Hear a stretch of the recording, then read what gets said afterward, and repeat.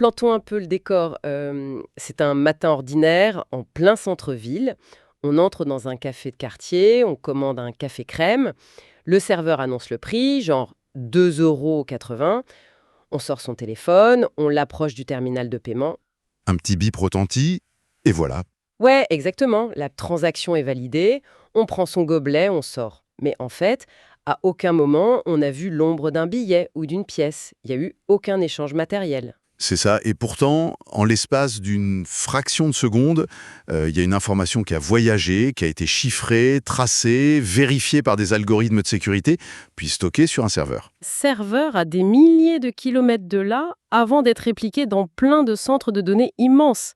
Et la monnaie physique, elle n'a pas bougé d'un millimètre. C'est juste un chiffre qui a baissé sur un écran et un autre qui a augmenté pour le propriétaire du café. Ben ouais, c'est l'aboutissement d'une transition invisible mais vraiment colossale. Les documents qu'on analyse aujourd'hui montrent qu'en France, on a largement dépassé la barre des 60% de transactions au point de vente sans la moindre espèce. Et c'est encore plus élevé ailleurs, non? Ah oui, dans des pays comme la Suède, on frôle les 98%. Toute l'industrie financière mondiale, enfin je veux dire des banques centrales aux applications de paiement, ne jure plus que par cette dématérialisation. L'argent, c'est plus un objet, c'est un fluide donné. Sauf que ce qui rend notre plongée d'aujourd'hui complètement vertigineuse, c'est pas cette technologie en soi, c'est son origine. Ouais, c'est là que ça devient fou. Parce que quand on se plonge dans les sources, on découvre que toute cette architecture, ce système ultra moderne qu'on utilise tous les jours sans y penser, il a été inventé, décrit avec une précision chirurgicale et même nommé en 1888 C'est 1888, ouais. par un romancier américain. C'est ça.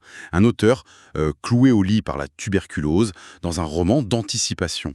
Et notre mission aujourd'hui, c'est vraiment de comprendre comment ce type a pu devancer les banques modernes de plusieurs décennies.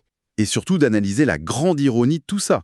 Comment un outil qui était conçu à la base pour créer une égalité parfaite est devenu le pilier absolu du capitalisme financier moderne. Exactement.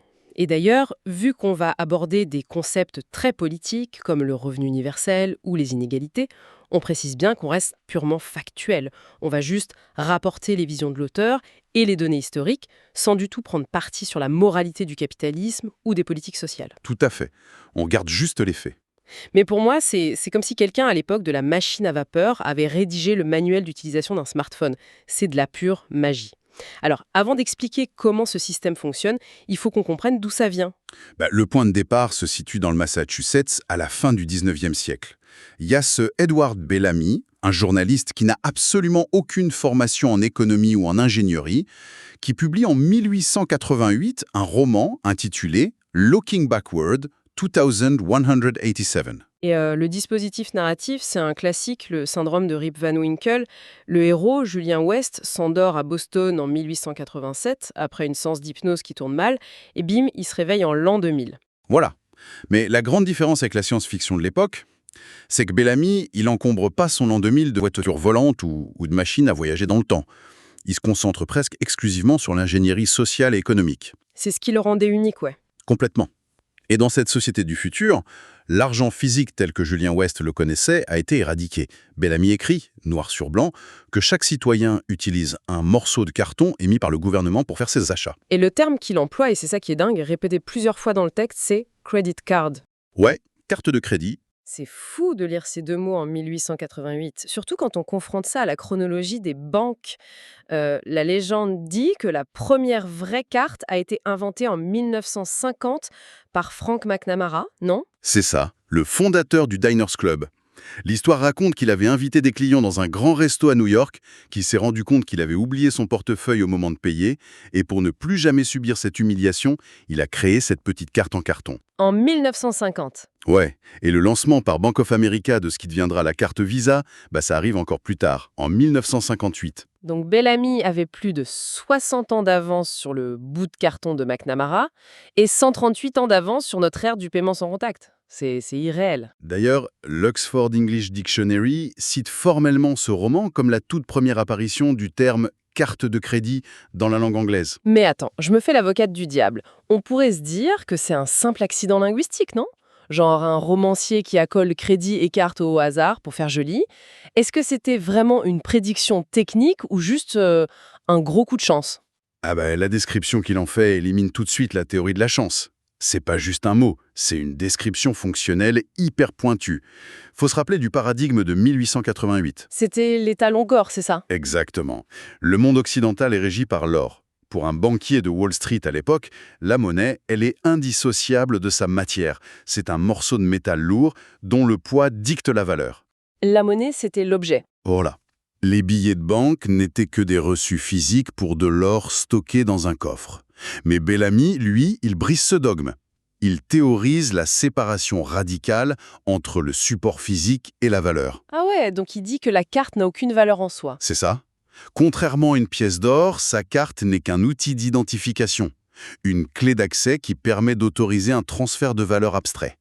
Il invente l'idée de la transaction comme étant une simple communication d'informations. C'est une révolution conceptuelle colossale. Mais du coup, la carte de crédit, c'est que la partie émergée de l'iceberg. Si on supprime les pièces, et si le bout de carton n'a aucune valeur, faut bien que quelqu'un tienne les comptes en coulisses. C'est la suite logique, ouais. Si Julian West paye un café en l'an 2000 avec sa carte, comment le serveur sait qu'il a les fonds? Dans un monde sans espèces, c'est toute la machinerie invisible qui doit être repensée.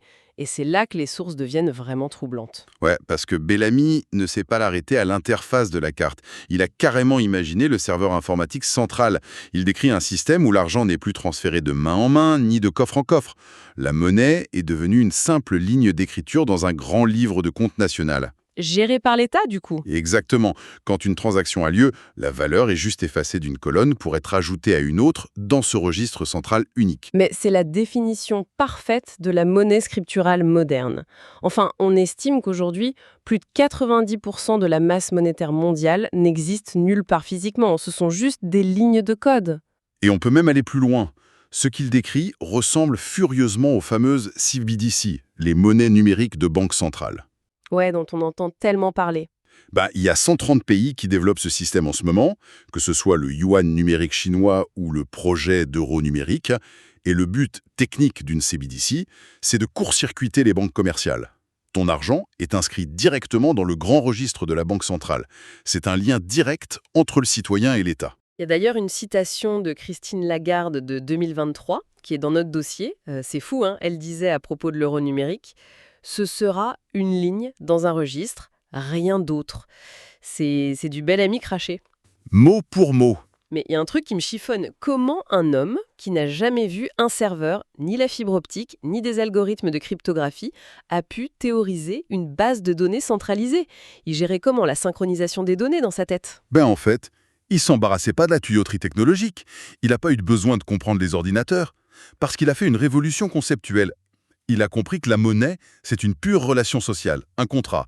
C'est juste une mémoire collective des dettes et des créances. Ouais, une fois que tu admets que la valeur n'est qu'une information, le registre central devient la solution la plus évidente. Exactement, il a défini la logique. Et nous, on a juste fourni la puissance de calcul pour faire tourner ça à des milliards de transactions par milliseconde. D'accord, donc le paiement c'est géré, la base de données c'est géré, mais l'argent invisible ça sert à rien si on ne peut pas acheter des trucs physiques. Comment ces citoyens font leurs courses dans cette utopie? En 1888, on allait chez l'épicier pour prendre un sac de farine. Comment lui, il repense ça? Il raye tout simplement le concept de boutique, de la carte. Dans son monde, les magasins de détail avec des stocks, ça n'existe plus. Les gens vont dans des showrooms, des salles d'exposition. Attends, des showrooms, genre, on repart pas avec le produit? Non, pas du tout. Tu y trouves juste des échantillons. Le client entre, il regarde le tissu d'un vêtement, il tâte un meuble, et ensuite il utilise sa carte pour passer commande auprès d'un commis. Ok, on touche avec les yeux, on passe la carte. Mais d'où vient l'objet alors? La commande est transmise via des tubes pneumatiques dans le roman à des gigantesques entrepôts de distribution centraux qui sont situés à l'extérieur des villes.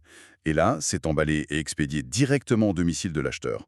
Non mais attends, c'est en gros, il a inventé le concept d'Amazon Prime au 19e siècle. C'est exactement ça. C'est du e-commerce, mais au lieu de scroller sur un écran, on marche physiquement dans le catalogue.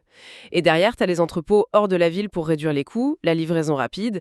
C'est le modèle absolu des fulfillment centers d'Amazon. Mais le premier centre Amazon a ouvert en 1997, donc 109 ans après son bouquin. Aujourd'hui, on parle d'un secteur qui pèse plus de 6100 milliards de dollars. Ce modèle d'entrepôt géant, c'est le standard de l'industrie logistique. Il y a quand même une différence majeure de gouvernance, non? Ouais, la fracture est immense. Pour Bellamy, cette centralisation logistique et financière, elle appartenait à l'État pour le bien commun. Alors qu'aujourd'hui, cette infrastructure appartient à des mastodontes privés, ce qui pose d'énormes problèmes de monopole.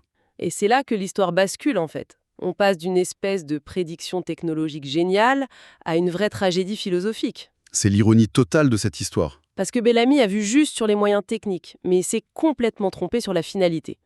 Quel était le but initial de sa carte? Dans son roman, la carte n'est pas liée à ton travail ou à ton salaire. Au début de chaque année, le registre central crédite la carte de chaque citoyen adulte d'un montant strictement identique. Waouh! Donc, peu importe ton métier, Que tu sois médecin, balayeur ou même incapable de travailler, tu reçois exactement la même part de la richesse nationale. C'est l'égalité parfaite. Et d'ailleurs, le crédit non dépensé à la fin de l'année, il s'évaporait. Tu ne pouvais pas accumuler. donc c'était le revenu universel de base inconditionnel, mais poussé à l'extrême pour abolir les classes sociales. Le but de la carte, c'était littéralement d'empêcher l'accumulation de capital. Voilà. C'était un projet moral. Il voulait rendre la pauvreté impossible. Et c'est là que c'est cruel de regarder la réalité moderne. Parce que la carte de crédit qu'on a tous dans nos poches aujourd'hui, il y a quoi? Près de 23 milliards de cartes en circulation en 2024, c'est devenu tout l'inverse. C'est un outil d'allocation basé sur la solvabilité. Complètement inversé, ouais. Aujourd'hui, on évalue ton credit score. Et pire, c'est devenu une machine à générer du profit par l'endettement, les crédits revolving, les frais de retard, les agios. Et pendant ce temps, les inégalités explosent. Selon Oxfam, en 2024, les 1% les plus riches détiennent 43% de la richesse mondiale. Donc, pour résumer, les banques ont regardé cette utopie, elles se sont dit super l'idée de la carte et du registre, elles ont gardé la mécanique technique et elles ont tout simplement jeté la page sur l'égalité à la poubelle. C'est exactement ce qui s'est passé.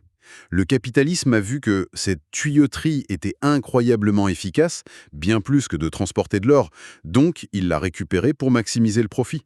C'est dingue. Mais malgré cette récupération cynique, l'idée originale n'a pas servi à rien. Si, il y a eu un vrai impact politique à l'époque. Ah, un séisme. Le livre s'est vendu à 1 million d'exemplaires en 2 ans.